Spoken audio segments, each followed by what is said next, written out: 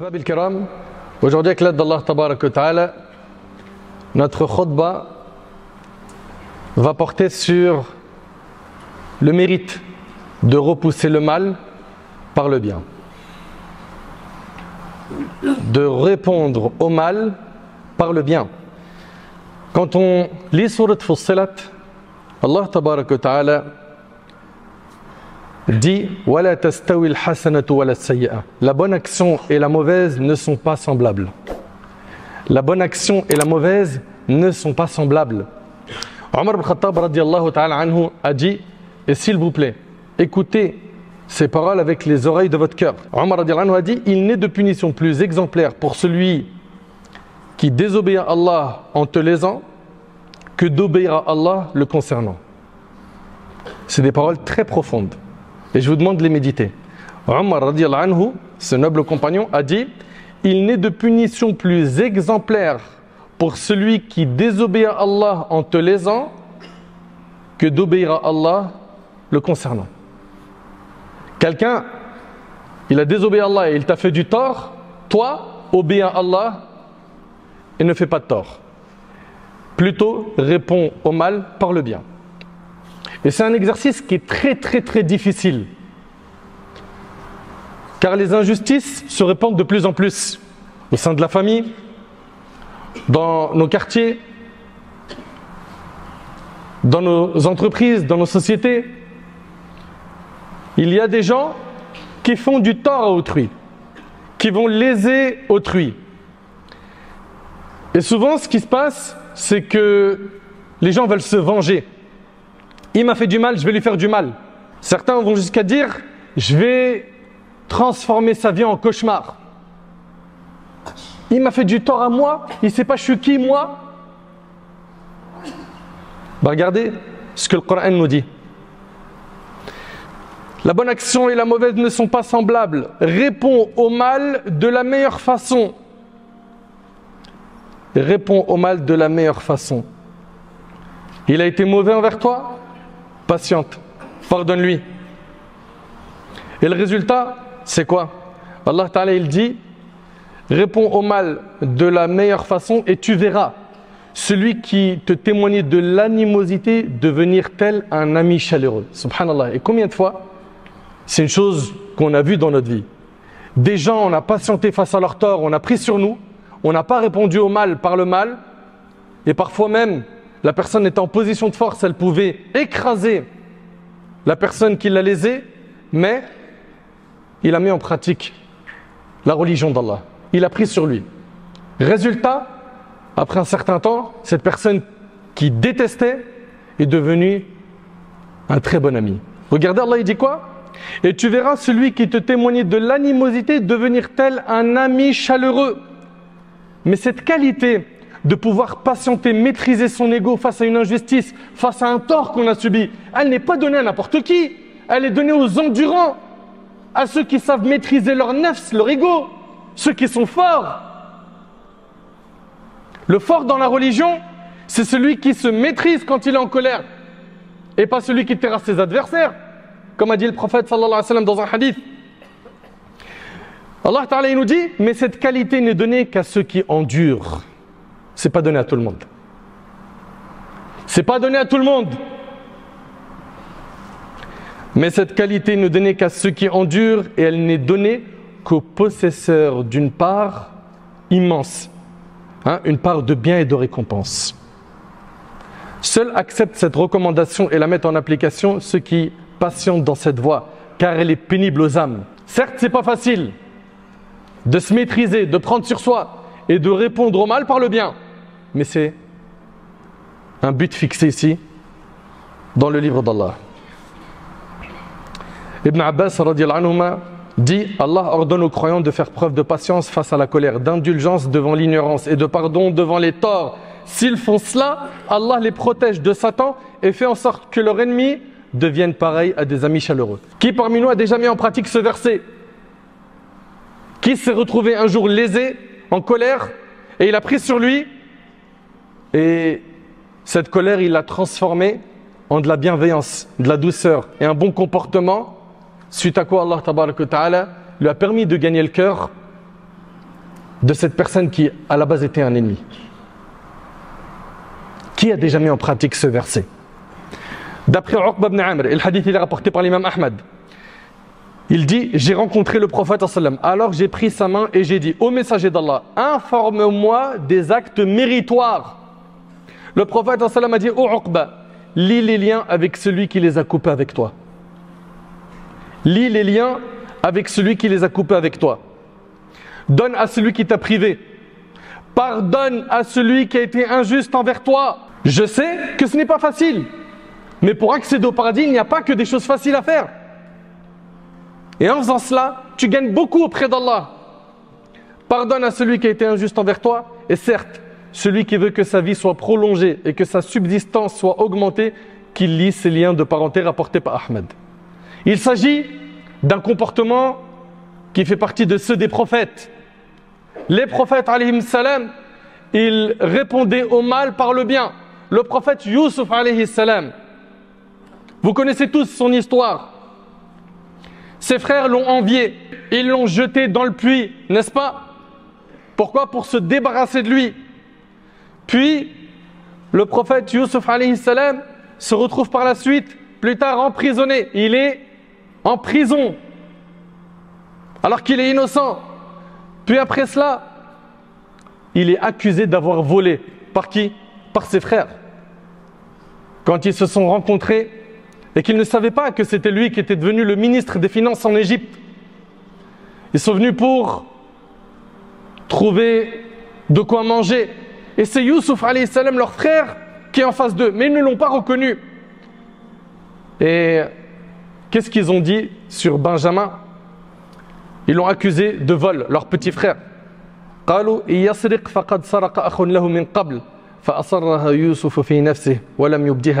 Ses frères dirent pour s'innocenter, s'il a commis un vol, en parlant de Benjamin, leur petit frère, ce n'est pas étonnant car un de ses frères a volé auparavant. Et là, ils sont en train d'accuser Youssouf. Et ils ne savent pas que c'est lui qui est devant eux.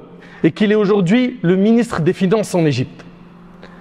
Youssouf ne leur dévoila pas ce qu'il pensait. Mais après avoir reçu tant de torts de la part de ses frères, et ça a duré plusieurs années, il s'est retrouvé séparé de son père Yaqub, de ses frères. C'était très difficile pour Youssouf alayhi salam. Il est en position de force. Est-ce qu'il s'est vengé ou est-ce qu'il leur a pardonné? Est-ce qu'il a répondu au mal par le mal? Est-ce qu'il leur a fait goûter un petit peu de la souffrance qu'il a vécue? Regardez. Non seulement il a été bienfaisant envers eux, mais il a, en plus de cela, fait des invocations en la faveur de ses frères. قالوا تالله لقد آثرك الله علينا وإن كنا لخاطئين قال لا تثريب عليكم اليوم يغفر الله لكم وهو أرحم الراحمين. Par Allah, ses frères lui ont dit, vraiment Allah t'a préféré à nous et nous étions fautifs. Ils ont reconnu leur tort, on a été fautifs. Regardez ce qu'il a répondu, aucun reproche ne vous sera fait en ce jour. Allahu Akbar. Aucun reproche vous sera fait en ce jour. Je vous parle aujourd'hui d'une qualité de prophète, celle de répondre au mal par le bien. Et les prophètes sont nos modèles. Allah Ta'ala a dit voilà ceux qu'Allah a guidés. Suis donc leur guidé. Les prophètes sont nos modèles, c'est nos exemples. Il leur a dit on ne vous fera aucun reproche aujourd'hui, qu'Allah vous pardonne, car il est le plus miséricordieux de ceux qui font miséricorde. Allahu Akbar. Aucun blâme aujourd'hui, et je ne vous mentionnerai plus votre péché à mon égard après ce jour. Voilà le comportement du prophète Youssouf. Le résultat de cette bienfaisance, ils ont vécu le reste de leurs jours dans la joie, la fraternité, le bonheur. Notre prophète Mohammed sallallahu alayhi wa sallam a vécu, comme vous le savez, beaucoup d'épreuves dans sa vie. Une vingtaine de tentatives de meurtre. Ils ont essayé de le tuer. Ils ont fait énormément de tort au prophète sallallahu alayhi wa sallam de son vivant et lors de la conquête de la Mecque. Il dit, ô habitants de la Mecque, que pensez-vous que je vais faire de vous aujourd'hui? Ils lui ont fait beaucoup de tort, lui et ses compagnons. Il leur a dit, que pensez-vous que je veux faire de vous aujourd'hui? Ils répondirent, du bien, car tu es un frère généreux, fils d'un frère généreux. Le prophète Mohammed sallallahu alayhi wa sallam a dit, je vais vous dire ce que Youssouf avait dit à ses frères, aucun reproche ne vous sera fait en ce jour, allez-vous-en, vous êtes libres. Et c'est rapporté par Darimi. Allahu Akbar. L'imam Ahmad rahimahullah, il a été emprisonné, il a été torturé, il a subi beaucoup d'épreuves de son vivant. Et il a dit, j'ai pardonné aux morts, en désignant par cela le calife qui l'avait torturé. Il dit, j'ai pardonné aux morts pour m'avoir torturé. Ajoutant, regardez ce qu'il a rajouté l'imam Ahmad rahimahullah, il a dit, et un homme ne doit pas être la raison pour laquelle Allah le Très-Haut punirait quelqu'un. Est-ce que vous entendez? Et un homme ne doit pas être la raison pour laquelle Allah le Très-Haut punirait quelqu'un. Ibn al-Qayyim rahimahullah, c'était l'élève de Cheikh al-Islam Ibn Taymiyyah. Il dit, une fois je suis venu voir Cheikh al-Islam Ibn Taymiyyah, donc son professeur, en lui annonçant la bonne nouvelle de la mort d'un des plus grands ennemis qu'il avait. Donc il vient dire à son professeur, c'est Ibn al-Qayyim qui dit à Ibn Taymiyyah, un tel, parmi tes ennemis, il est mort. Et il lui dit cela en voulant lui annoncer une bonne nouvelle. Et Ibn Taymiyyah, il l'a blâmé. Il a blâmé ses propos. Ça ne lui a pas plu. Il a dit Inna lillahi wa inna ilayhi raji'un. Puis il s'est pressé pour aller voir la famille de ce défunt, de cet homme qui était son ennemi de son vivant. Et il leur a dit, aujourd'hui je suis pour vous ce qu'était votre père hier. Allahu Akbar. Allahu Akbar. Aujourd'hui je suis pour vous ce qu'était votre père hier. C'est-à-dire je suis comme votre père. Et tout ce dont vous avez besoin, demandez-le moi. Ils ont été très contents par ces paroles, ils lui ont fait des invocations et il a grandi à leurs yeux. Et c'est comme ça qu'étaient nos pieux prédécesseurs. Mes chers frères, mes chères sœurs, dans cette vie, il y a des gens envers qui on est à l'aise, on a une attirance, d'autres non. Le prophète sallam, il a dit Al-arwah junudun mujannada ma ta'araf minha talaf wa ma tanakara minha ikhtalaf. Il a dit les âmes sont des armées mobilisées. Celles parmi les âmes qui s'entreconnaissent s'attirent et celles qui se méconnaissent se repoussent. Il y a des âmes, tu te connectes vite à elles. Pourquoi? Il aime Allah et son prophète. Il est dans l'obéissance. Il aime le Coran, il aime la religion, il aime le dhikr, etc. Il aime les adorations. Tout de suite, tu sens cette connexion. Et il y a d'autres âmes, tu n'arrives pas à te connecter à elles. Pourquoi? Ils sont tellement loin d'Allah, tellement fiers de leurs péchés, que tu n'arrives pas à te lier d'amitié avec ces personnes-là. Eh bien, les âmes, elles sont comme ça. Certaines, tu vas être à l'aise envers elles, d'autres non. Celles avec qui tu ne vas pas être à l'aise envers elles, ferme pas la porte. Car il se peut qu'un jour, cette personne-là, que tu détestais, que tu n'aimais pas, devienne ton ami. Allah Ta'ala, il dit « Idfa billati hiya ahsan » Réponds au mal de la meilleure façon et tu verras celui qui te témoignait de l'animosité devenir tel un ami chaleureux. Mais qui est capable d'adopter ce comportement? Allah Ta'ala dit mais cette qualité n'est donnée qu'à ceux qui endurent. Elle n'est pas donnée à tout le monde.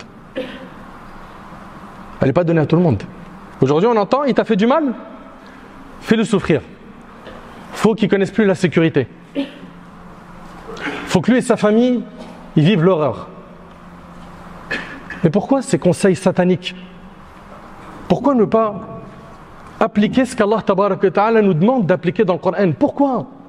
C'est le comportement des prophètes, c'est le comportement des pieux prédécesseurs, de nos grands savants. Mais cette qualité n'est donnée qu'à ceux qui endurent. Et elle n'est donnée qu'aux possesseurs d'une part de biens et de récompenses immenses. Et sache une chose, toi qui as été lésé, Allah Ta'ala, il est juste. Justice sera faite, t'inquiète pas. T'inquiète pas. Si la personne qui t'a lésé ne paye pas sur terre, sois sûr qu'elle va payer le jour du jugement. Il y a une justice divine. T'en fais pas. Et s'il vous plaît, Allah ibarik fikum, et je vais insister sur ce point et on va terminer sur cela, Inch'Allah. Ne soyez pas de ceux qui considèrent ces versets comme étant de la faiblesse. Ouais, mais ça veut dire quoi ça veut dire que je tends la joue quand on me gifle pour manger une deuxième gifle? On n'a jamais dit ça. On n'a jamais dit ça. D'accord? Et en islam, tu as le droit de te défendre si tu te fais agresser. Mais là, on est en train de dire quoi? Que fais le maximum pour ne pas répondre au mal par du mal. Et ça, c'est une grande qualité qu'avaient les prophètes. Et je sais que c'est très difficile à mettre en pratique, mais wallahi, sois certain que la récompense, elle est grande. Elle est grande. Certains considèrent que mettre en pratique ces versets, c'est de la faiblesse, c'est de l'humiliation. Non, c'est du courage et c'est de la force. C'est ce qu'Allah nous a enseigné. Et son bien-aimé, alayhi salatu wassalam. Le prophète a dit, le fort n'est pas celui qui terrasse ses adversaires, mais le fort est celui qui sait se maîtriser quand il est en colère. Et le prophète a dit, Allah n'accorde que plus de dignité à un serviteur qui pardonne. Et le hadith, il est rapporté par Muslim selon Abu Huraira. Et médite avec moi sur ce hadith, et avec cela, on termine notre khutbah, Inch'Allah. Abu Moussa radiyallahu anhu relate que le prophète a dit, personne ou rien n'est plus patient à l'écoute de ce qui lui déplaît qu'Allah. Personne ou rien n'est plus patient à l'écoute de ce qui lui déplaît qu'Allah. Il lui attribue un enfant et lui, il leur accorde la santé et assure leur subsistance, rapporté par Bukhari et Muslim.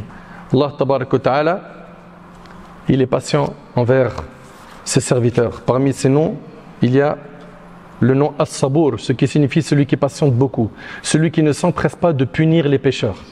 Soyons nous aussi comme cela, patients avec les gens qui nous entourent. Maîtrisons notre ego pour ne pas nous venger quand on subit une injustice. Maîtrise-toi pour ne pas faire des actions que tu regretteras plus tard, et rappelle-toi que la bonne action et la mauvaise ne sont pas pareilles, nous dit Allah subhanahu wa ta'ala. Repousse le mal par ce qui est meilleur, par une bonne action, et tu verras que cette personne qui était ennemie deviendra tel un ami chaleureux. Mais qui est capable de mettre en pratique ce verset?